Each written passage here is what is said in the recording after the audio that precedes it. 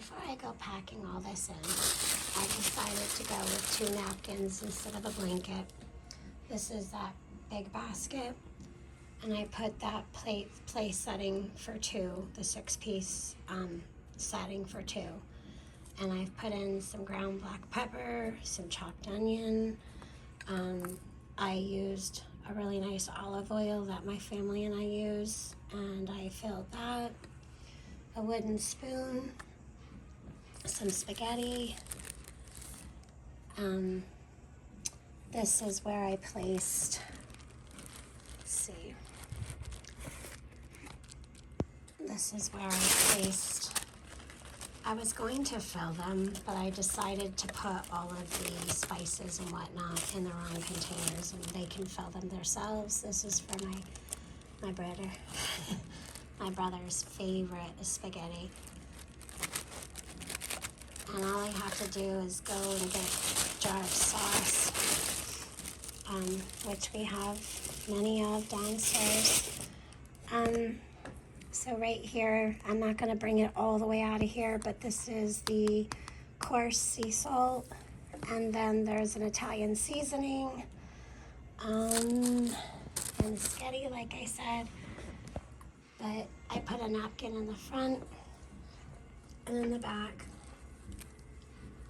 and I will bring this up, and only half of it, just the corner, will be hanging down. So I'm going to fill it in with some tissue paper, gather this up so that way it makes a nice little, just the corner will be stuck in there. There we go. And then it'll be the same thing on this side. I will gather it up so that way only one side shows the napkin. We'll tuck it in here nice and tight. Bring this way. I'll pack in some tissue so that when they open it up, he'll see the oil, the mugs. There's little tea plates down here, or dessert plates, salad or dinner plates, and then you've got the big plate to put everything on. So yeah, that's it so far. I'm gonna tuck this back. Here we are. Everything's neatly and tightly tucked in. You got the olive oil.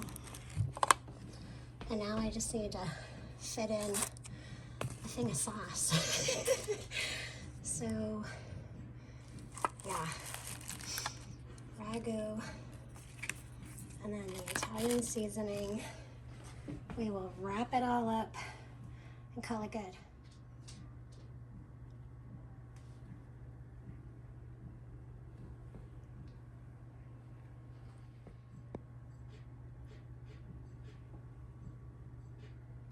Thrift this today or anything, but I did thrift the tablecloth today. This is for my oldest daughter and son-in-law. I had thrifted this basket weeks ago, and I decided to place in a couple of table napkins, a blanket from JCPenney that I got on sale, a tea towel, some linen ties, a couple of candlesticks, and then I topped it off with a spray of baby's breath. Alright, before I tuck it in with all the paper, for our 8-year-old grandson, there's a basket he can use in his room, give it to mommy, give it back to mama. Just kidding. He can use this in his room or the bathroom. But I thought these gray mug and this gray soup mug was super cool. And good old-fashioned topped ramen. It's the Nissan, so there's the original. There's no MSG, no artificial flavors or anything like that. It's all natural. So that's good ramen. As good as it can be. And then the tissues that are dinosaurs. There's a 6-pack. So 10 tissues in each pack. 'Tis the season, right? And then the whole package of Swiss Miss. There's 6 packages in there, so it's a total of 8. And then I found this super cool Crayola Art with Edge Illustrator's Cut. It's a DC, and it's you can color. Let's see, we'll just take it out of here. Check that out. Isn't that cool? So cool. So there's all those coloring pages. So he'll enjoy that. And then of course there's watercolor pencils. So if you get them wet, they work like watercolor. Otherwise they work like normal. So there's the grandson's gift basket. So she's all tucked in nice and tight. The coffee mug, the soup bowl. So it's a soup mug, colored pencils, the Swiss Miss, the tissues, and the GC. Art with Edge Director's Cut. He's gonna have so much fun with that. It's been a trip of a day, and that's all I'm gonna say. Anyways, before the events of today unfolded, which has been a real fun trip. It's been a journey in just hours of a day.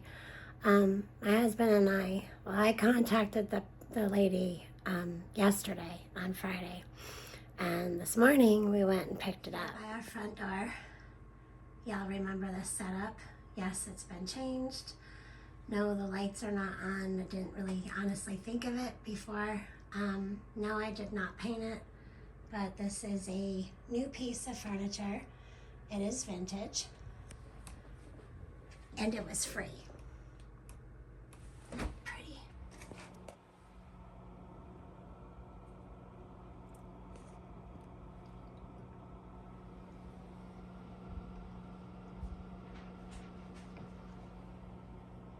Now we're up to 2 on our stove. I like to warm ours up slowly because, well, my anxiety cannot take it. I'm basically one of those creatures who's like afraid of everything, but yet also don't have any fear. Like, it's weird with things. Like, some things I don't fear at all, and other things make me really, really nervous. So, it's only been at 2 for like a little while, and it's kind of just starting to melt. So it's gonna be a while. All right. So 2.2, and it's happening.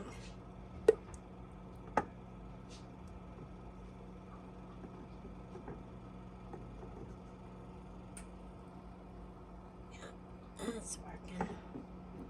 It's just a timely process. I mean, if you're brave and you want to bring that to a boil right away, I'm in no hurry. So this is the way I do it. So what I've done is I've poked some holes, and I got the wax that was left up here, and I pushed it down very, very, very slowly. I really need 2 hands, so you just kind of place your finger right here, because these aren't hot, just the bottom, and it'll look like that at first, and the bottom is melting. But then what you want to do is you want to push it down and get that in there melting as well.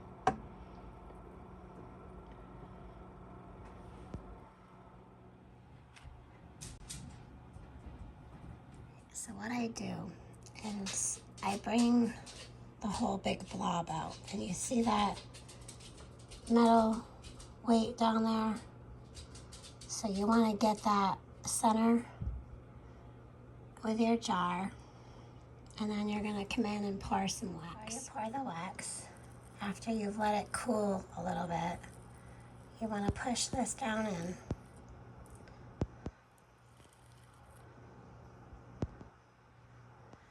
And then you're going to set your sticks up like so.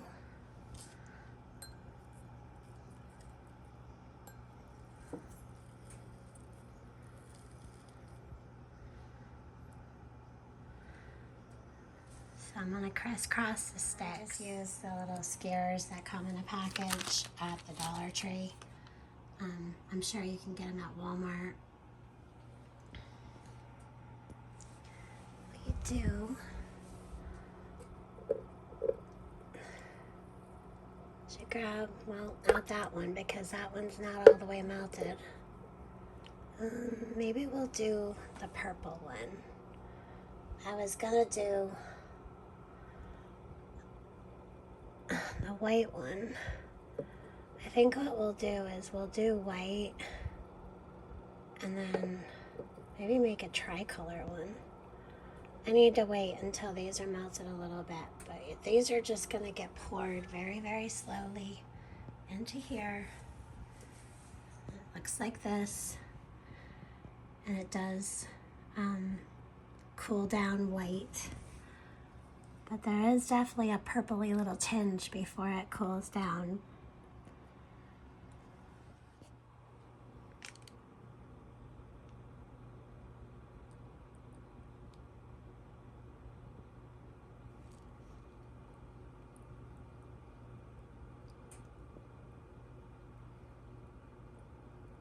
You'll need to pour in more than one because it's a wider base.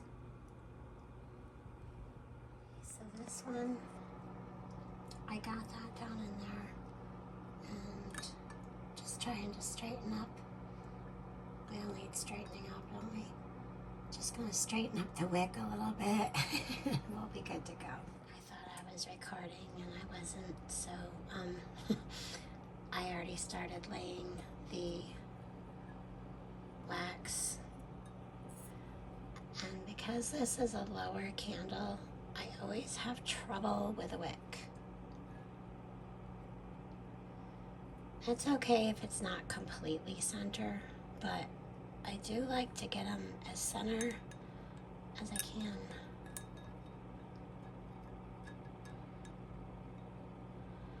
Okay. Now we'll go in with a little bit of white that we had left here. And I wonder if that ball is going to end up kerplunking. Oof. Yeah, see there's a little ball still stuck in there. I think that one's going to be it for that one. And this one, I have these sticks in here because I have to keep kerplunking these. That's what I call it, kerplunking. Alright, so we're gonna work on the rest of our purple one here.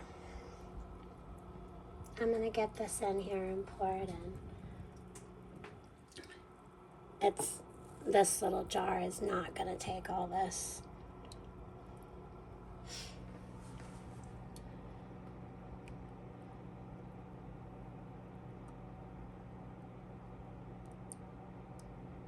Alright, that's about it. You want to leave a little bit of headroom, I think. Yeah, because the candle does expand a bit when it dries. I think I'm going to give this one a white and purple swirl. I think it would be fun. And then on the top, after this cools down a bit, woo, kerplunk. See, this is why we have to be careful. While this is hot, I gotta get this cleaned up. So I decided not to do the pine in these ones, but you just come through, and I'm not gonna do it with one hand because I have to hold this, but you just come through, snip your wick, leave it a little bit longer. They can trim it themselves, but then you're done. And there you have it. One's done. It's still gonna take a while to set and cool. This one's on its way. It's turning out pretty cool.